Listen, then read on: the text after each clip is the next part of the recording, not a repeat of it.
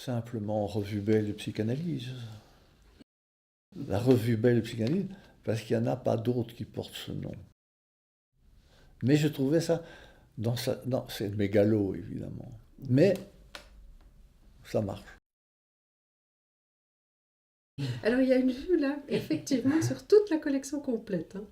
Le dernier numéro est encore dans mon sac, mais elle est bien, en bonne place à côté de moi. Moi, j'étais très conservateur à l'époque, je voulais garder la revue comme elle était, blanche. Bon, alors, il me tombait dessus en disant, mais on ne la voit pas dans les librairies, c'est pas bon, c'est pas beau, la typographie n'est pas belle. Et finalement, ça a changé. Donc, quand j'ai arrêté, en fait, c'était Nicole qui avait pris le relais en avant, ça a été changé en moins de temps qu'il faut pour le dire. Je trouve que la revue est belle. J'avais envie de changer quand même la couverture. C'est à partir de ce moment-là que la couverture a changé.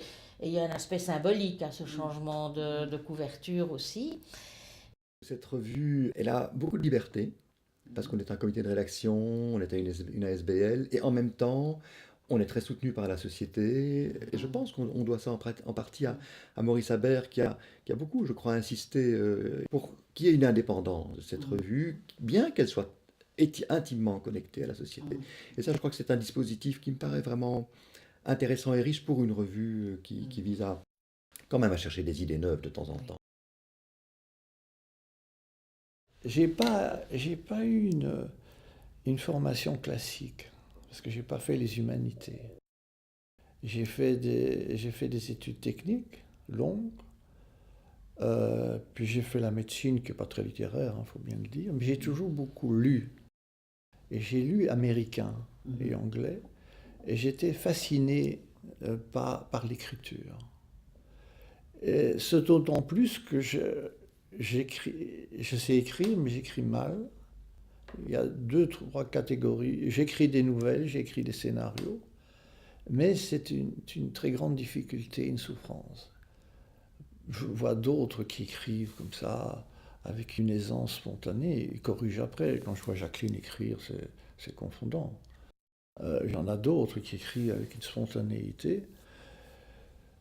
Moi, j'ai eu des difficultés énormes. Il y a des articles que j'ai écrits spontanément. Et alors, d'autres, des bonnes âmes, ont dit, écoute, tu écris en patagon. Mais je sais corriger un article. Une des tâches qui s'est avérée les plus difficiles, parce qu'il y avait un comité de rédaction, on lisait, tout le monde lisait l'article proposé, et il m'était chargé, s'il y avait des corrections à demander, de parler avec l'auteur. Et à certains moments, ça s'est avéré une tâche hautement vertigineuse et compliquée pour changer un paragraphe ou bien un bout de phrase et la changer, même avec des gens qui écrivent, je ne veux pas citer de nom, mais qui étaient de vrais écrivains. Et c'était très compliqué. La susceptibilité de celui qui écrit est réelle. Mais surtout, je crois que j'avais vraiment envie de montrer aux collègues qu'ils savaient écrire et qu'ils pensaient psychanalytiquement et qu'il y a des choses qui étaient valables. C'était ça mon idée. Je trouvais qu'il y avait quelque chose une non-confiance en eux-mêmes qui était frappant pour moi, qui avait connu d'autres organisations. Et j'ai trouvé que ce n'était pas juste. Que la revue était peut-être une ouverture vers l'extérieur, mais qui était surtout une espèce de référence où ils pouvaient se projeter, se voir, et qui peut-être améliorer, je dirais, leur opinion vis-à-vis d'eux-mêmes. Il y en a qui ont écrit grâce à la revue. J'ai consacré beaucoup de temps à stimuler certains collègues que j'aimais beaucoup et que j'appréciais les idées, d'écrire.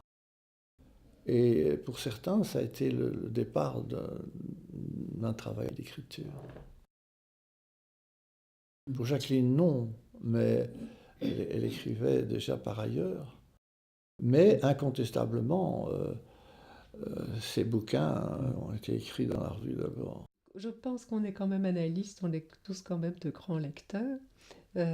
J'ai toujours beaucoup, beaucoup lu depuis que je suis toute petite.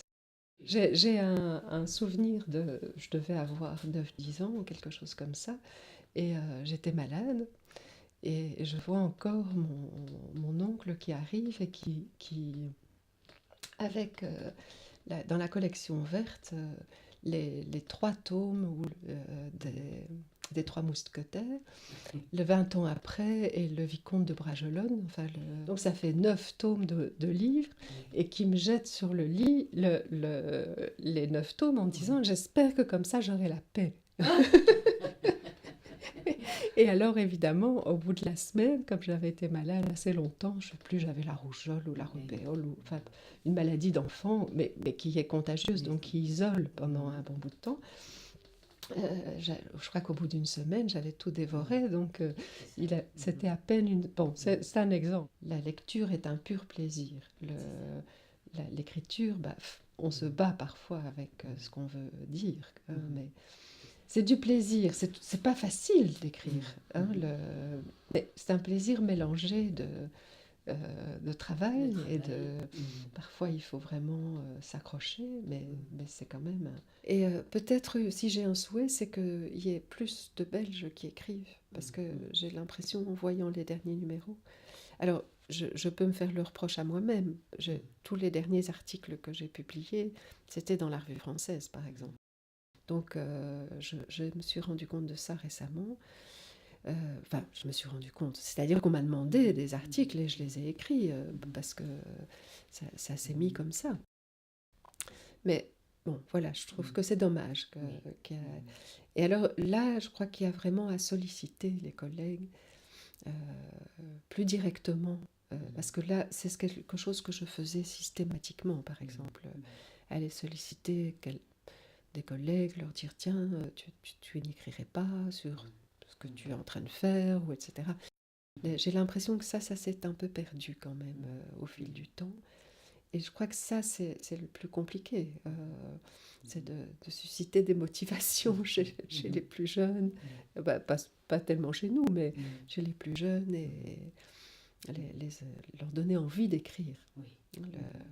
Et pour ça, le bulletin était perçu comme un tremplin à l'écriture. J'ai l'impression qu'il est moins utilisé comme ça aussi. Au début, d'ailleurs, la revue s'est nourrie de certains articles du bulletin. Tu vois, je crois que s'il y avait plus d'articulation à ce niveau-là, ça pourrait être intéressant. Pour les plus jeunes, hein, pour leur donner envie d'écrire. Oui. Moi, c'était important la lecture. J'ai toujours été un très très grand lecteur. J'ai beaucoup plus difficile à écrire. J'écris très très peu. Mais la lecture, oui, je pense que c'était important. Bien que j'ai une petite idée là-dessus, je trouve qu'il y a trop de publications analytiques, dans le domaine analytique. On est noyé, noyé, noyé. Mais enfin, c'était important de continuer à la société belge l'aventure qui avait été initiée par Maurice. C'est une idée un peu folle au départ, hein, de faire une revue belge de psychanalyse, et ça n'a pas toujours été simple. Mais enfin, c'était important quand même de montrer un peu notre réflexion clinique à nous. Je veux dire, c'est important parce qu'à la société, je trouve qu'il y a une réflexion clinique qui est très large, qui est très multiple. Et ça, c'était important. Oui.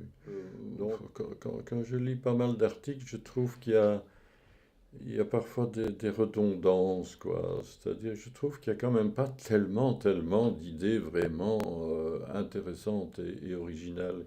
Il y a beaucoup des reprises, des concepts qui sont répétés inlassablement.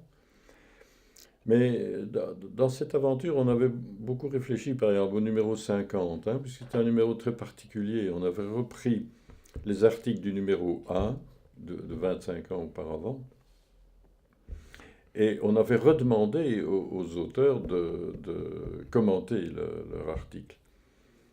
Donc tout le monde était là sauf Jean Capiot qui était malheureusement décédé. Donc on a les commentaires des auteurs eux-mêmes qui avaient écrit 25 ans plus tôt et qui 25 ans plus tard relisaient leur article, plus les commentaires de membres de la revue. Et c'est intéressant de voir quand même, je pense qu'il y a des modes en fait dans les concepts. Et il y a certains concepts qui sont très importants 25 ans avant et qui ont été complètement modifiés ou qui sont à l'arrière-plan 25 ans après. Ça, c'était intéressant, je trouve, de voir des choses comme ça. Le numéro 50 est vraiment un numéro qu'on a bien aimé au comité de lecture. Oui. Ma patte personnelle Oui. dans cette aventure-là, d'abord, ça a été d'éviter que ça ne tombe à rien. Parce qu'à un moment donné, on s'est retrouvé avec un numéro extrêmement mince. Je me souviens, je crois que on faisait à tout casser 100 pages. Enfin, ça a été limite. Ça a été les cheveux blancs à une certaine époque pour avoir des articles. Ça, c'était l'obsession importante. On avait trois, quatre articles, on était à 2 mois de la publication. On se disait, oui, mais on n'en a pas assez. Enfin, ça, c'était un souci permanent. Plein de plaisir, la lecture certainement, toutes les lectures, hein, certains philosophes actuels, certains anthropologues et aussi évidemment la psychanalyse, bien que certaines œuvres psychanalytiques actuellement sont assez redondantes, je trouve, et qu'on a intérêt à se balader un peu à la marge de la psychanalyse. Je pense ça depuis très longtemps parce que c'est moi qui avais inauguré la rubrique Carrefour psychanalytique et où j'interviewais toute une série de psychanalystes, majorité français, mais qui avaient quand même des positions théoriques et cliniques différentes. Mais il y en a aussi des anglo-saxons, il y a eu Kernberg, Metzer et d'autres. Donc j'ai toujours pensé qu'il fallait d'abord ouvrir le champ psychanalytique et garder bien sa spécificité, mais que se balader à la marge pour entendre ce qui se passe de l'autre côté de nos limites, c'est vraiment intéressant. Outre le fait aussi que tous les aspects culturels, enfin la manière dont la culture est aussi fondatrice de l'inconscient, m'intéresse également. Alors mon rapport personnel à l'écriture, c'est que j'ai toujours l'impression de soupirer un peu, c'est toujours un peu difficile quand je me trouve devant une page blanche et que je vais commencer à écrire un article. Et puis après, je suis très contente parce que c'est vraiment une manière, c'est un gros travail. On croit toujours que les gens qui écrivent, c'est très facile comme ça. Non, c'est un gros travail, ça prend du temps. D'abord, je lis, je mets mes idées en place, je rêve, etc. Et quand je dois m'y mettre, ça n'est pas si facile que ça, mais ça me donne vraiment du plaisir dans la mesure où j'ai l'impression que ça me fait avancer sur le plan théorico-clinique. Alors, nous n'avons que notre plume pour témoigner quand même d'abord du modèle analytique, et il faut quand même répéter, parce que la psychanalyse est très attaquée actuellement dans cette société de l'immédiateté, du profit, des thérapies brèves, des coachs, etc. Il faut bien dire que je trouve que la psychanalyse, la pensée psychanalytique reste tout à fait fondamentale dans la mesure où elle questionne vraiment le fonctionnement psychique et qu'elle ne s'arrête pas aux symptômes, qu'elle se demande pourquoi et comment. Donc je trouve qu'il est fondamental qu'une société, qu'une institution analytique témoigne de la pensée qui la sous-tend. C'est tout de même une association scientifique, une société de psychanalyse. Mais écrire pour moi, qui très longtemps ai eu du mal à parler, c'est-à-dire que, je veux dire, à parler en public, c'était pour moi pas très facile, mais même de manière générale, parler n'est pas ce que je préfère. Ce que je préfère, c'est, en tout cas au départ, ce que j'aimais, c'était avoir des idées que je pouvais développer, fignoler, retoucher, presque comme un tableau, si tu veux. Et que l'écrit offre cette possibilité, alors que la parole, ben, elle est lâchée, voilà, on ne la modifie plus, elle est ce qu'elle est. Et ça a commencé un peu comme beaucoup de gens, je pense, à l'adolescence, avec des poèmes et des choses comme ça. Et puis, peut-être même avant ça, si j'y pense, avec les lettres que j'écrivais à ma grand-mère quand je partais en vacances. J'avais une grand-mère qui était quelqu'un qui aimait beaucoup la littérature, elle avait été élevée dans la culture française, et pour elle, c'était important l'écrit, et elle prenait un très très grand plaisir à recevoir des lettres. Et à chaque fois, je recevais en retour des lettres qui commentaient mes lettres et qui, voilà. Donc ça avait pris du coup une importance particulière. et une valeur. Écrire, pour moi, c'est une nécessité. Je ne pourrais pas faire autrement, je pense vraiment. En plus, par rapport à ma clinique et à ma pratique, c'est vraiment pour moi l'espace où je retravaille une série de choses par rapport à ce que je vis avec les patients et ce que j'essaye de prendre comme recul en intégrant la théorie et mes lectures, mais pas que les lectures, aussi les romans que je lis et qui ont un rapport avec, souvent d'ailleurs les thèmes romanesques ont beaucoup de rapport avec les histoires de vie. Et donc c'est vraiment quelque chose qui est une matière mise au travail, qui est vraiment, je pense, importante pour moi. C'est un espace je ne vais pas dire de repos, comme disait Winnicott, mais quelque chose quand même d'une... Je n'ai pas de souffrance à écrire. Beaucoup de gens souffrent pour écrire, et moi, c'est pas ça. Moi, c'est quelque chose qui est assez facile et qui me procure plutôt du plaisir. Villerocher disait, alors avec un air un peu critique, que la grande majorité de la littérature psychanalytique, c'est du roman psychanalytique. Et que, voilà, et que les vrais textes de mise au travail non romancés, c'était une toute petite partie de la production psychanalytique, en tout cas, c'était son point de vue. Et pour moi, c'est un peu vrai. Quand j'écris des textes, bien sûr, il y a la matière, mais pour moi, la forme est importante et il y a quand même cette dimension du rythme de l'écriture, du choix des mots, de la manière quand même d'évoquer à travers ce rythme et les mots des affects, enfin, qui, je pense, sont liés à quand même quelque chose de l'ordre d'une écriture un peu romanesque. J'étais très content de travailler avec l'équipe qu'il y avait. Ça s'est toujours fait dans la bonne humeur. Certains étaient déjà là depuis un petit temps. Et puis d'autres sont venus se joindre, des plus jeunes, et ça a toujours été une bonne équipe. On a toujours bien travaillé. Parfois, on s'écharpait parce qu'un article, certains disaient oui, c'est bien. D'autres disaient non, absolument pas, c'est horrible. Bon, ben ça, c'est la loi du genre. Quoi, de reprendre la direction? Oui, je pense que je le referais, oui. Si j'avais la disponibilité, je le referais certainement. C'est quelque chose qui m'intéresse énormément, écrire.